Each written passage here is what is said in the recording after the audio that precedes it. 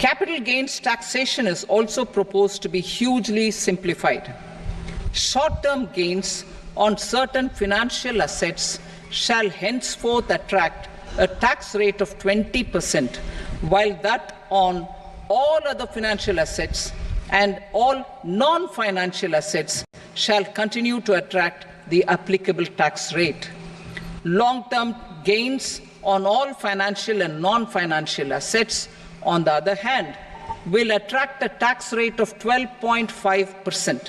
For the benefit of the lower and the middle income classes, I propose to increase the limit of exemption of capital gains on certain financial assets to 1.25 lakh rupees per year.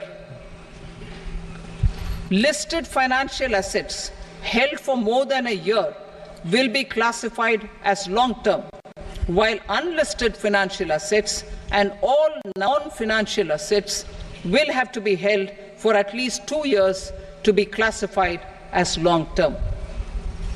Unlisted bonds and debentures, debt mutual funds, and market-linked debentures, irrespective of holding period, however, will attract tax on capital gains at applicable rates. As a broker, when we are putting a trade for retail investor, we are attracting number of taxes: CGST, IGST, stamp duty, STT, long-term capital gain tax. So today, Government of India is earning more than the broker. We have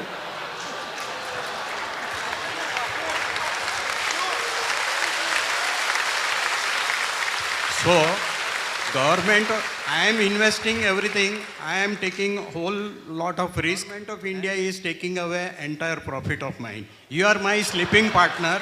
I am a working partner with my finance, my risk, my staff, everything. So what do you want to say on this? Number two, there is one more question for you. You have removed cash component, Mr. Lodha is also there, from buying a house. In Bombay, today, if anybody wants to buy a house, because I am paying tax, I have white money. Now we have to pay everything by check. Mr. Lodha will not accept cash. So, my bank balance after paying all taxes to Government of India. Again, when I am buying a house, I have to pay stamp duty, I have to pay GST, so that amounts to 11%. In a city of Bombay, when I'm buying, percent goes out of my pocket towards purchase of house. So how you will assist a small person with limited resources to buy a house, and how a broker can function with hordes of taxes, where Government of India is my sleeping partner and I am a working partner with no income. Okay. Thank you very much. Okay, we have last two questions. Sorry, I told Shaina I have no answer for that, but a sleeping partner cannot answer sitting here.